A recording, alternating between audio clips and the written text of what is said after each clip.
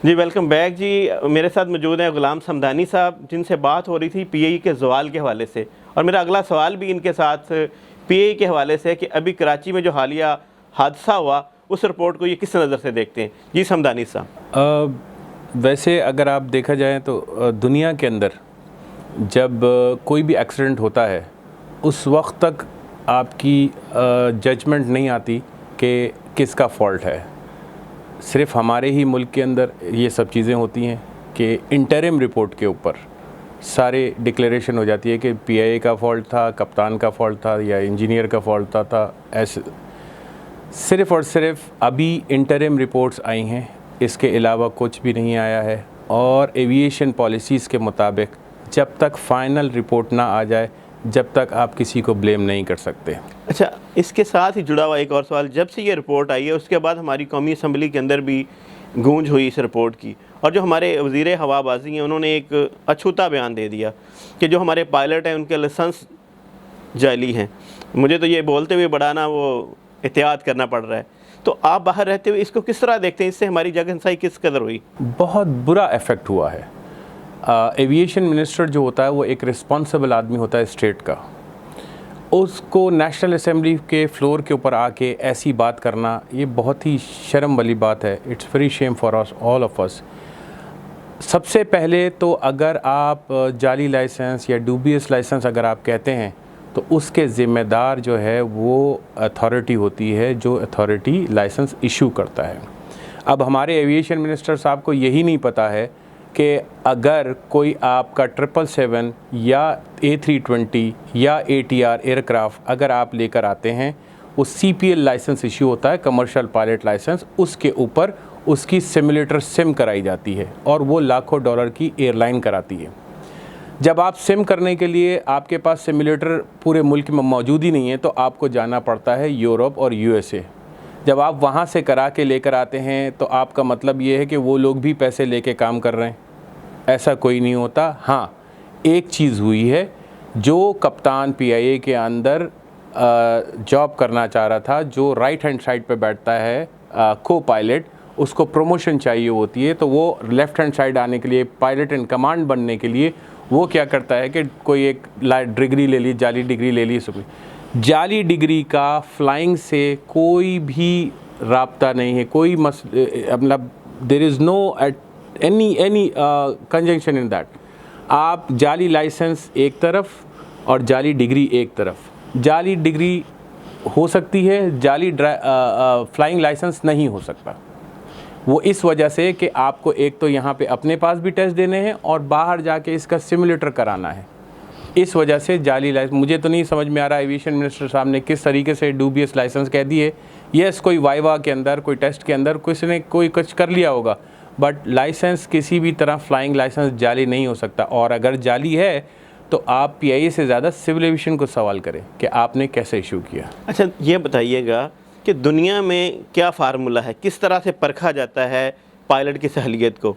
दुनिया के अंदर सिर्फ़ और सिर्फ A लेवल, हमारे पास इंग्लिश A लेवल लेवल 4 होनी चाहिए एविएशन की। हमारे पास लेवल 1 होता है, लेवल 2 होता है, लेवल 3 एंड 4। लेवल 4 इंग्लिश कप्तान के पास होना चाहिए। दुनिया का आप कोई भी स्टैंडर्ड उठा लें, किसी कप्तान को ग्रेजुएशन डिग्री की ज़रूरत नहीं है। अच्छा, इसमें एक्सपीरियंस का कितना तल्लक है कि एक्सपीरियंस कितना काउंट करता है? वो हर फ्लाइट के ऊपर, हर एयरक्राफ्ट टाइप के ऊपर जो है ना, वो उनके फ्लाइंग आवर्स होते हैं। जैसे 777 के ऊपर कुछ आवर्स डिफरेंट होते हैं। आपको जब प्रमोशन चाहिए होती है तो अगेन आप उसका सिमुलेटर करते हैं। एक चीज़ तो आपको तय कर लेनी चाहिए कि आपका ग्रेजुएशन से फ्लाइंग का कोई ताल्लुक़ नहीं है, क्योंकि दुनिया का उसूल है कि आप लेवल 4 इंग्लिश होना चाहिए, A लेवल क्रॉस होना चाहिए, इंटरमीडिएट होता है, you can start your own flying. हमारे पास एक अलग सिलसिला है कि नहीं जी, आपको जी ग्रेजुएशन भी करना है। ग्रेजुएशन से फ़्लाइंग का कोई ताल्लुक़ नहीं है। ये हमारे एविएशन मिनिस्टर साहब को समझना पड़ेगा। एटलीस्ट आके नेशनल असेंबली के फ्लोर के ऊपर इसको क्लियर कर दें और बता दें, और पूरे पाकिस्तान इस बयान का इफ़ेक्ट जो हुआ है अरशद भाई, मैं आपको बताता हूँ। कतर एयरवेज़ से, कुवैत एयरवेज़ से 150 पाकिस्तानी इंजीनियर्स, पाकिस्तानी पायलट्स को उनको ग्राउंड कर दिया गया है। उनका कहा गया है कि आपका डूबियस लाइसेंसेस हैं, आपकी फेक डिग्रीज़ हैं, आप go to your home country and आप आके फिर दोबारा से हमें ज्वाइन करें। सो इसका इम्पैक्ट जो पड़ा है वो पूरे वर्ल्ड के ऊपर पूरा बहुत बुरा पड़ा है एज ए पाकिस्तानी। अच्छा समझानी साहब, ये बताइएगा कि अगर दोबारा हम अपने आप को वो मुकाम पे लाना चाहते हैं जो एक मुकाम था PIA का एक वक्त के अंदर, तो हमें क्या अभी मेजर्स लेने पड़ेंगे, किस तरह से हमको दोबारा से रिवाइवल की तरफ जाना पड़ेगा? सिंपल उसका है, 6 मंथ्स का टाइम होता है। अगर आप किसी भी एविएशन में अगर आप कोई ऑपरेशनल मिस्टेक हो जाती है तो उसका करेक्टिव एक्शंस होते हैं। अभी एक मिनिस्टर साहब ने कर दी मिस्टेक, उसका करेक्टिव एक्शंस होने चाहिए कि आपका करेक्टिव एक्शंस क्या है। करेक्टिव एक्शन इस तरह से होंगे, आप PIA के पूरी मैनेजमेंट जो अभी अरशद मलिक साहब आए हुए, he is doing a great job, आप उनकी बात सुने और उनके लिए तरीक़ेकार तरीके से उनको फुल सपोर्ट दें। सियासी अपॉइंटमेंट्स को आप एक जगह रखें और पॉलिटिकल इश्यूज़ को आप किसी भी एयरलाइन में, कोई भी बड़ी एयरलाइन का नाम ले लें, किसी एयरलाइन के अंदर कोई सियासी जमात पार्टी अलाउ नहीं होती है सिवाय पाकिस्तान इंटरनेशनल एयरलाइन के, कोई भी नहीं है। PIAC आप ले लें, मुस्लिम लीग वहाँ पे ले लें, MQM वहाँ पे ले लें। What is this going on? This is a private organization owned by the government। उसको नहीं होना चाहिए पॉलिटिकल उसके अंदर, किसी एक एयरलाइन में नहीं है सिवाय पाकिस्तान की। सो ये सब कुछ सब मिला के सियासी भर्तियाँ, सियासी पार्टीज़ मिला के ये सब PIA का जवाल रहा है। आपका कहने का मतलब है कि हमें यहाँ पे सियासी जो वजारादारी उसका ख़ात्मा करना पड़ेगा और ये जो इसके अंदर तंजीमें बनी हुई हैं उनको भी ख़त्म करना पड़ेगा, आप ये कहना चाह रहे हैं? बिल्कुल। और क्या हम PIA को निजी शोबे में दे सकते हैं? अगर निजी शोबे में देंगे तो उसका क्या फ़ायदा है? एज सच कोई निजी करना, इस निष्कारी इट्स नॉट अ बिग, कोई बड़ी चीज़ नहीं है। निष्कारी आप कर सकते हैं एज लॉन्ग एज के इलेक्ट्रिक की तरह आपका बुरा हाल ना हो। के इलेक्ट्रिक का जो हाल हुआ है इस तरह निजकारी करके इस तरह बुरा हाल ना हो। अगर कोई सही चलाने वाले लोग हैं आप उनको दे सकते हैं। एविएशन पॉलिसी 6 मंथ्स के अंदर दुरुस्त हो सकती है। Airline and aviation policy 6 months के अंदर आपको किसी से इजाज़त नहीं लेनी पड़ती, किसी आप वन मैन शो होता है। अब यहाँ हमारे इमारात के अंदर सबसे ज़्यादा बेहतरीन एयरलाइन जो है वो हमारी एमिरेट्स एयरलाइंस है। उसकी कुछ रीज़न है, उसकी रीज़न ये है शेख अहमद जो है, हिज एक्सेलेंसी से शेख अहमद जो हैं वो 30 साल से हैं and he is doing a marvellous job. वही सिविल एविएशन देखते हैं, वही डनाटा देखते हैं, वही एमिरेट्स एयरलाइंस देखते हैं। हमारे पास क्या होता है, 3 साल की पोस्टिंग के लिए बंदा आता है और वो 3 साल की पोस्टिंग के बाद फिर कहीं और जाना होता है और दूसरा जो बंदा आता है वो अपनी पॉलिसीज़ लाता है। Every 3 years you have a change in policy. यहाँ 30 साल से एक पॉलिसी चल रही है जो कि बहुत अच्छी तरीके से चल रही है। जी बिल्कुल, आपने दुरुस्त फरमाया। मेरा अगला सवाल आपसे ये है कि पाकिस्तान एयरलाइन जो है PIA, पिछले 10 साल में 5 हादसात, दुनिया में ऐसा रेशो कहीं नहीं है, पाकिस्तान में ही क्यों? इसकी अरशद भाई रीज़न ये है कि हम SOPs को फॉलो नहीं करते। जब आपके पास एक एक्सीडेंट होता है वो सडनली नहीं हो जाता। वो एक्सीडेंट्स की उसकी 10 दफ़ा आप उसकी इरेगुलरिटी कर चुके होते हैं तो वन डे आके वो एक एक्सीडेंट होता है। Accident never happen on the same day, उसकी हम इरेगुलरिटीज़ पहले से करके आ रहे होते हैं। फॉर एग्ज़ाम्पल हमारे पास इंटरनेशनल स्टैंडर्ड अगर आप लें तो उसके अंदर 58 ईयर्स के अंदर कैप्टन जो है वो जितने भी उसका एक्सपीरियंस हो वो ही विल नेवर फ्लाई। हमारे पास पाकिस्तान में बदकिस्मती ये है कि 60 साल तक एक तो फ्लाइंग करने देते हैं, उसके बाद फिर वो जैसे ही अपना पूरा एंड ऑफ सर्विस ले लेते हैं उसके सेकंड डे वो कॉन्ट्रैक्ट के ऊपर आ जाते हैं। वो कॉन्ट्रैक्ट 6 महीने का होता है एंड इट एंड करता है वो 6 साल 66 ईयर तक। सो वो आपके रेशोज़ जो हैं वो एक्सीडेंट के इस तरह से बढ़ते हैं कि आप जो SOPs कंपनी देती है आप उसको फॉलो नहीं करते। एक्सीडेंट्स हमारे पास कल्चर जो है वो यस सर का कल्चर है। अगर आप, मैंने बहुत सारी एयरलाइनों में फ़्लाई किया है, 18 महीने में फ़्लाइट मैनेजर भी रहा हूँ, फ्लाइंग का एक्सपीरियंस है। उसमें आपको यस सर का जो कल्चर है ना हमारे कॉकपिट के अंदर वो ख़त्म होना चाहिए। अगर आप याद होगा, अगर आप एयर ब्लू का अगर आपने कोई रिकॉर्डिंग सुनी हो तो आपको पता होगा कि उसका कप्तान ने कहा था सर मरवा दिया। सो वो जो हमारा यस करने का जो कल्चर है ना वो उसको कैसे ख़त्म करें। गोरे कभी भी आपको जो एविएशन इंडस्ट्री में जो अमेरिकन्स होते हैं वो कभी भी आपको ब्लेम नहीं करते, वो they find out the actual reason. और हमारे पास यही कल्चर की कमी है कि हमारे पास फाइंडिंग्स नहीं है।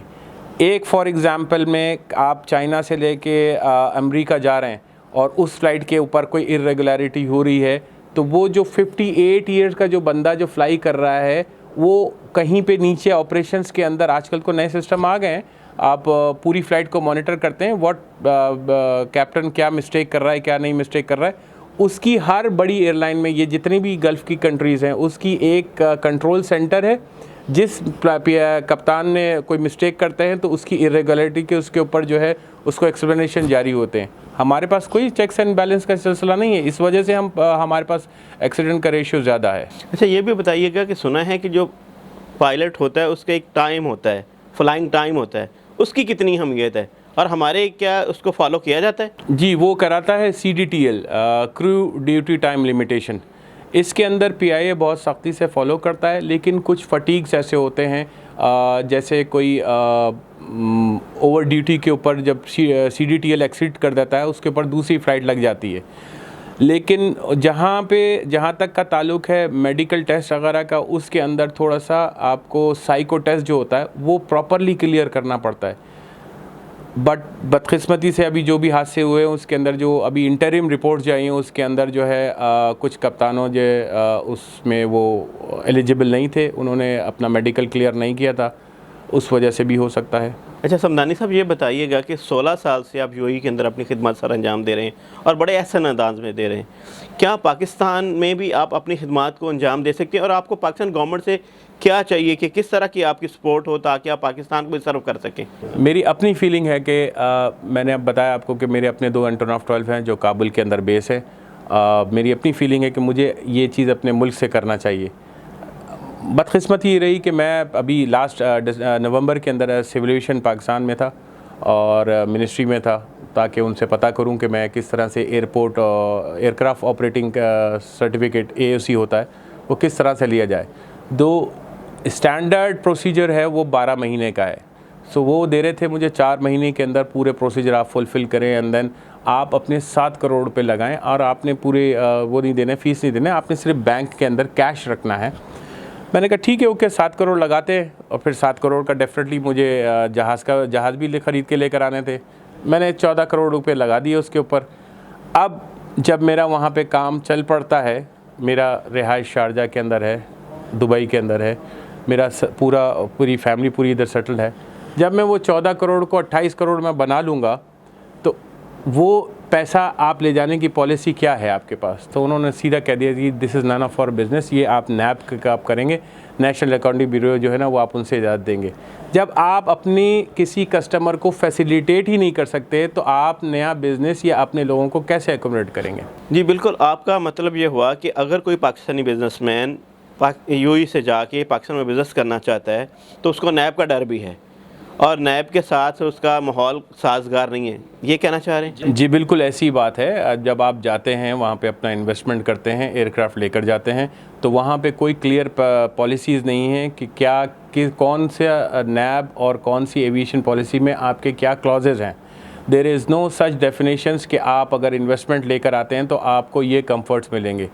जैसे यहाँ इमारात के अंदर अगर हम कोई इन्वेस्टमेंट करते हैं तो वी ऑल नो कि ये हमारी एक हदूद हैं और यहाँ तक हमको डिस्काउंट मिलेंगे और यहाँ तक हमको सेव एंड सिक्योर बिज़नेस हमारा होगा।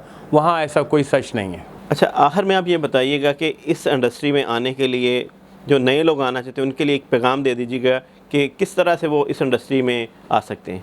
इंडस्ट्री तो इट्स वेरी प्रोफेशनल। आपको अपनी पढ़ाई के साथ साथ हर इक्विपमेंट का, हर नया तैयारा जो आता है उसके मुताबिक आपको अपनी स्टडीज़ रखनी पड़ती हैं। और मैं अपने बच्चों से भी और आने वाले जनरेशन से भी ये कहूँगा कि ये फ़ील्ड बहुत अच्छी है, ये प्रोफेशनल्स की फ़ील्ड है। आप इंजीनियर बने, आप कप्तान बने, आप एरोस्टेस बने, आप फ़्लाइट कैबिन अटेंडेंट बने, सबकी अपनी अपनी एक स्पेसिफ़िक कोर्सेज़ होते हैं। तालीम बहुत इम्पॉर्टेंट है। अगर इतना 28 साल के तजुर्बे के बाद भी अगर अभी कोई नया इक्विपमेंट आता है तो हम लोगों को डेफिनेटली उसकी बुक्स खोल के हमको पढ़ना पड़ता है। सो तालीम और कोर्सेज़ के ऊपर थोड़ा सा ज़ोर दें और इस फील्ड को अपनाएं। It's a very professional field.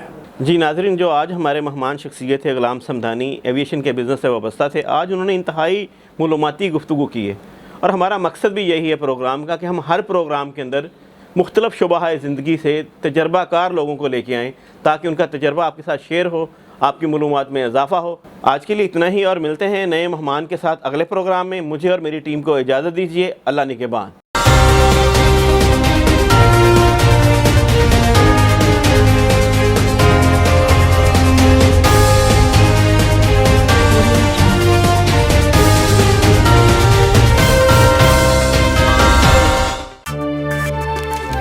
दुनिया भर में नज़ला, जुकाम और फ्लू में फौरी आराम के लिए लोग करते हैं करशी जौहर जोशांदा इस्तेमाल।